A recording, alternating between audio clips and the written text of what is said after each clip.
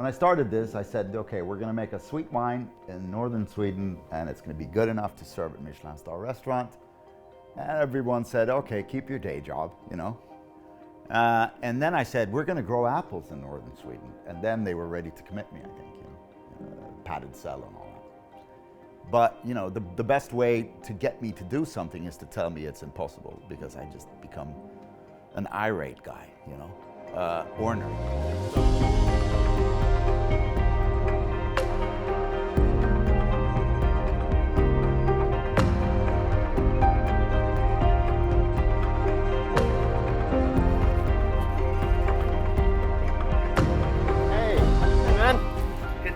Lovely to see you. How are you doing? How are you doing? Thank you very much. There we go. Yeah, out of the cold. Tell me about where we are and why we're here. Yeah, so we're in Umeå, which is a small town in northern Sweden, latitude 63, kind of far north. And we're here because we produce ice cider here, and one of the reasons we can produce true ice cider every year is because of the climate that we're in. And you're a guy who has all this unique knowledge, because you've actually really dug deeply into the world of fine cider and the history of it. So, well, that's why it's even lovelier to visit. It is beautiful, and I can't think of many cider makers who what they do and where they do it is so innately connected. Yeah. I suppose, you know, it's given the winters you have, all sorts of things. It's as challenging as it could be for anyone making cider. Yeah. But I suppose precisely because of that, the results can be what they are. Yeah, yeah, and wouldn't be possible otherwise. I mean, when I started out with the intention of making cider up here, all those factors were negatives, right? You know, the climate, you couldn't grow conventional apples in the climate. It was too cold. You wouldn't, you know, and that then, as we stumbled on ice cider as the kind of wine that we thought represented Swedish apples best in terms of profile and what Swedish apples have that's unique, then the climate just became a friend instead, you know. So it was very much a matter of turning the what was seemingly an insurmountable challenge into an advantage. It's a question. Well, it's a question I've always wanted to ask you, which was why ice cider. But I guess the answer's there in the climate, in the place. It's answered. Well, here's the thing. I had another job at another company, and I left that job, and I wanted to do something as tangible as possible. Now, I was about to turn 40, so you know it was a bit of a midlife crisis, I guess. And I've always been interested in wine, not an expert or anything, but you know, I thought maybe I'll just start something small, something that I can get out of my hands, because I was out of the software business, and it's not you know, zeros and ones. It doesn't really exist.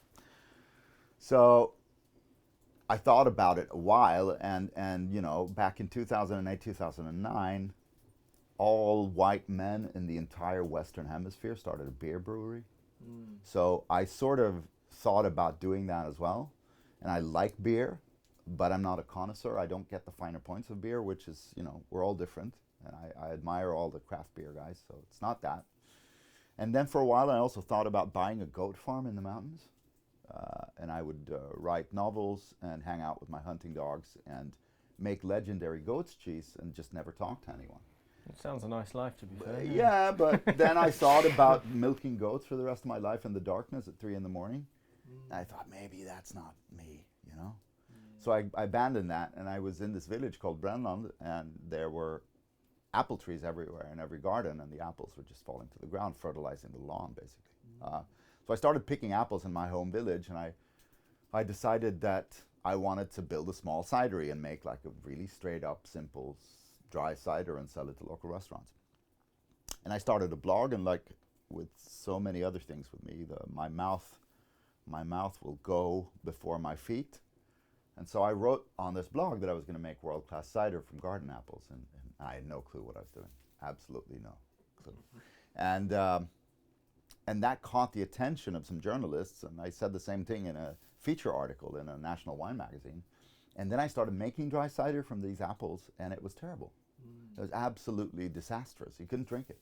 And, you know, partly that was because I had no clue what I was doing, but also because Swedish apples are not traditional cider apples. And this is something I guess I should have known.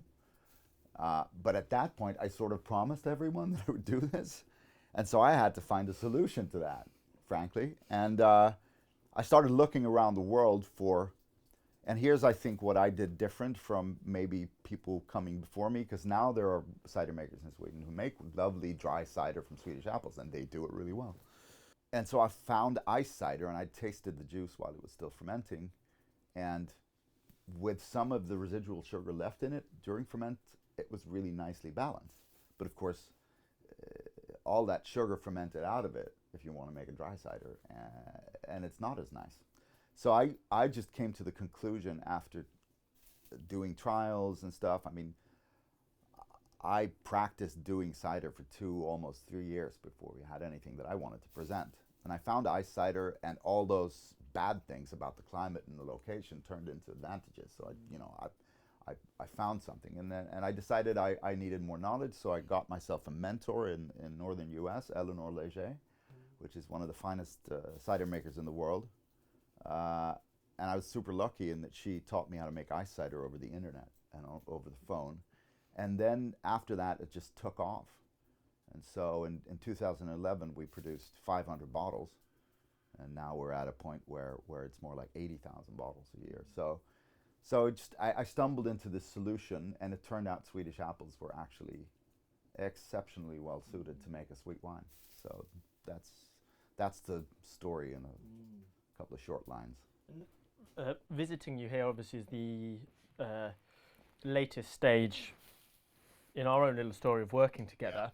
But as a merchant, in seeking out and finding the best bottles, that's one thing that I always lean to and really think on with Brännland, because you can make ice cider in the UK, for example, but it's an incredibly different thing than how you make it. And that's not just the making side either, is it? It's, as you say, the landscape and the way that shapes things.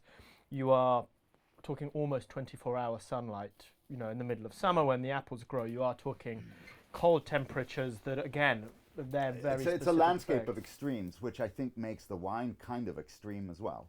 Yeah, so like you say, it's the light in summer, it's the darkness in winter, it gets warm in summer, and it gets really cold in winter. And so that sort of balance also, I think, shows itself in the wine. And Swedish apples are exceptional in many ways, and one of them being that we have a beautiful balance between sweetness and sugar in these apples. And that really, really enhances an ice cider a lot. So, you know, as you have argued, and as you know, cider is as terroir-driven as any grape wine. I mean, terroir is this term in winemaking where, you know, a wine mirrors its landscape and its maker. And but in cider, because it's become so industrialized, it's not spoken about as much or at all until lately. And so, I mean, we have the harvest quality decides which wine we make that year, but we also have the cold season. So a warm spring will bring a lighter ice cider, a cold spring will bring a heavier, bigger ice cider. So it's different every year. And that's one of the other things that really suits me with this, is that every vintage is a new vintage. And it won't succumb to a lot of planning. You know, it just does what it does. And you were out the cider yesterday tasting this year's vintage, which is, you know, again, a completely new thing. And you know, so that part of it is fascinating. And that's the other thing about your work. So you've been in fine cider about 10 years, right? Coming so up on where, it so will where be, did you start? What's the story behind your interest in cider? Because you don't come from the cider or winemaking world either, right? No. And there's a really lovely article not that long ago in the Pellicle magazine, really wonderful online publication, and they talked a little bit about that, the joy of being an outsider, if you will. And imagine it's a bit similar for you actually making cider in Sweden. And whenever I do a restaurant tasting now, I'd say I always finish it with a cider. The way that it shows, you know, an extreme, if you will, yes, but a very different version, the breadth within cider. Yeah. And I know one of our many wonderful restaurant customers, a brilliant place called the Fat Duck, which was a little while back was the best restaurant in the world. They get through a lot of ice cider, but that narrative, that understanding of the extreme that perhaps can only be created by that uniqueness, you know, being subarctic, not that far in many ways from the Arctic Circle, and I like, as you say, the reflection it has. But for me, yeah, so getting into cider for me began with Herefordshire, a county in England bordering Wales. It was very much a slow chance discovery. I guess a little similar to yourself in that you head off down a route and it gets deeper and richer than you possibly imagined at the start. Yeah. And it was discovering those first few bottles, those first few ciders. What was the first maker that you stumbled on that really opened your eyes? There was there still is a cider maker in Herefordshire called Watkins. Yeah. Farm gate style making, you know, it's not airs and graces in this way and that way, but it's working with those traditional West Country cider apples, and he's the kind of maker, when he gets it right, it can be really right. It was a Yarlington mill, so wonderful cider apple, this herbaceous, sometimes even slightly medicinal, but often smoky profile to it. It's got a really unique character. It's probably my favourite single variety if you're going to go from traditional cider varieties. And then it was just this joy of discovering more and more bottles. You know, the way that part of the cider world in the UK was back then, it's not that long ago, but was a very different thing. It almost dropped off the radar. The mass market of cider in Britain is dominated by 5 or 6 enormous companies, some of the biggest cider makers on the planet. Legally, what they make can be made with 65% water. Yeah. And then where the actual apple is concerned, it's 35% concentrate, not made in a seasonal manner at all. And I always like to say, imagine if that's the way that wine worked. If rather than having these thousands of exquisite, it's all not going to happen. Water and concentrate from 6 people, you know? But that was the real fascination, was the difference that those few ciders first tasted had to what I thought cider was. Yeah, that was a surprise to you that, wow, it is actually a wine. I didn't know. Yeah, and that's a long way before you get to the likes of Brännland, you know? But it opens that sense of possibility in your mind that actually the nature of cider can be a very different thing. Yeah. And we talk often in quite wine-like ways about cider, terroir, etc. It is a diverse thing. You are fermenting fruit sugars. You know, it's just a world of possibility that otherwise you don't get from the mass market. You don't get those joys.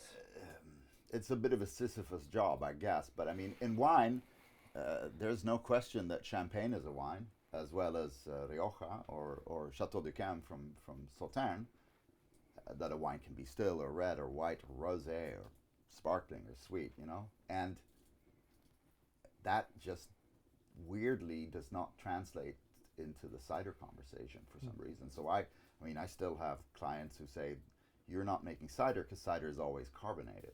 You know, for something to be cider, it has to be bubbly. And I go, well, you know, do you drink wine without bubbles? And they go, yes. And, you know, so is wine always defined by not having bubbles? No, it's not. So this is something, I mean, and you actually decided to write a book about it. Yeah, and that was a really wonderful chance to actually research in more depth. And the history is one side that's always fascinated me. Obviously, I know it best in Britain, but you have an era known as the heyday of cider and perry in the 1600s, 1700s. I mean, it's a time where all sorts of fascinating things happened in cider. The understanding of cider was very similar to how we know wine today. Yeah. You know, some of the leading lights at the time would identify certain places and certain varieties for making. They said that the most legendary cider apple at the time was called the Red Streak. King Charles drank it. It won all these blind wagers against the best wines London vintners could put forth.